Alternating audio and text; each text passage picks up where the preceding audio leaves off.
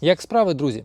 Якщо у вас є теплиця і ви вже не перший рік в ній вирощуєте рослини, то можете знати точно, в ґрунті вже накопичились патогенні бактерії та грибки, які будуть визивати різноманітні хвороби на ваших рослинах, на огірках, томатах, баклажанах та перцях або інших рослинах, які ви вирощуєте. А також у багатьох із вас, я думаю, вже є протягом сезону прояви цих хвороб. А щоб цього не було, потрібно саме зараз, хоча б за тиждень до висаджування у теплицю розсади, провести знезаражуючу обробку ґрунту. А чим саме, я зараз вам продемонструю. А для приготування робочого розчину нам знадобиться 10 літрів води. Вона повинна бути вуличної температури, а краще її поставити заздалегідь у теплицю, щоб вона нагрілася і була тепла. Наприклад, в мене в теплиці практично 19 градусів тепла, такої ж температури в мене і вода у відрі. А це потрібно для того, щоб цей засіб швидко почав працювати. А саме я буду використовувати фітоспорин. Якщо у вас не продається такий біологічний фунгіцид, то знайдіть у себе у місцевих садових магазинах біофунгіцид, у складі яких є така бактерія, як Bacillus subtilis, штам 26D. А це в мене паста, і тут у складі ще є гумат калію. Усередині ось такий зіп-пакет. І для того, щоб обеззаразити ґрунт, нам знадобиться всього 1 повна столова ложка фітоспорину. Якщо ми розрівняємо по столовій ложці, приблизно стільки нам знадобиться. Трішечки більше я набрав. Але цей біопрепарат гірше не буде, буде тільки краще. Із-за того, що у складі гумат калію, будьте обережні, ви можете дуже забруднитися. Краще працюйте у рукавичках. А також він довго розчиняється.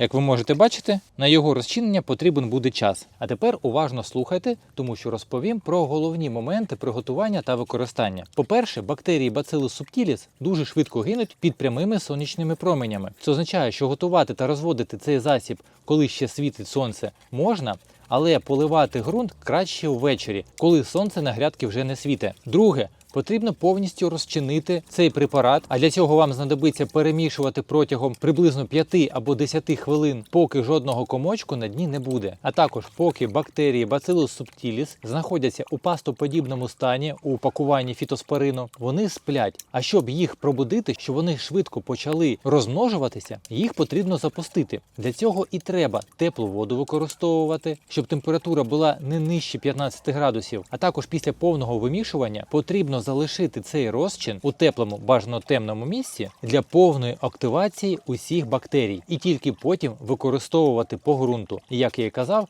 краще за все це робити або увечері, або у пасмурну погоду. І зараз я буду використовувати цей засіб для знезараження грядок у теплиці, тому що в теплиці вже тепло. Зранку до вечора температура тут вище 15 градусів, а на вулиці ще прохолодно. Коли на вулиці також потепліше, я буду оброблювати усі свої грядки також цим засобом, з такими ж витратами перед посівом насіння і висаджуванням розсади. А щоб точно грядки знезаразити, потрібно провести таку обробку фітоспорином хоча б за 1 тиждень до висіву насіння або висаджуванню розсади. А щоб пришвидшити розчинення фітоспорину, можна взяти літрову банку теплої води, температура приблизно 20-25 градусів, додати туди 1 столову ложку цих бактерій, перемішати, розчинити і потім цей 1 літр, який можна вважати концентратом, додаємо у 9 літрів води і отримаємо 10 літрів готового розчину. Але ні в якому разі не можна розчиняти цей засіб у гарячій воді або у кип'ятку, тому що бактерії дуже швидко загинуть і користі від такої обробки ніякої не буде. Поки розчин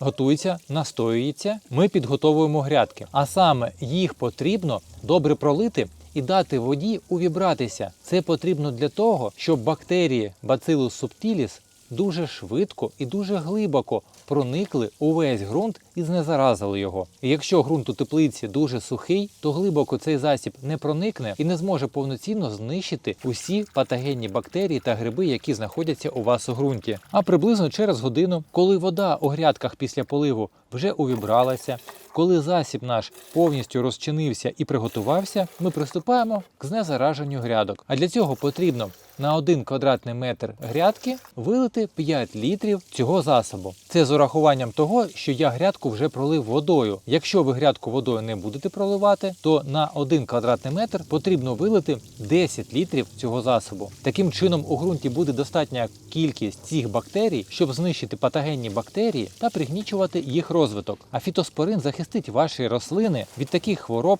як фітофтороз, кореневі гнилі, борошниста роса, чорна ніжка, а ще парші, іржі та альтернаріозу. Обов'язково таким чином знезаразьте свої грядки, і ваша розсада у цьому році у теплиці не буде хворіти. А для того, щоб підтримувати потрібну кількість бактерій Bacillus subtilis у ґрунті, потрібно хоча б раз на 2 тижні повторювати таку обробку. Таким чином ви будете під рослинами підтримувати знезаражений ґрунт і підвищити врожайність ваших городних культур, тому що у складі цього засобу є гумат калію. Якщо у вас залишилися питання, задавайте їх в коментарях. Я ж вам бажаю гарного дня і зустрінемось у наступних відео.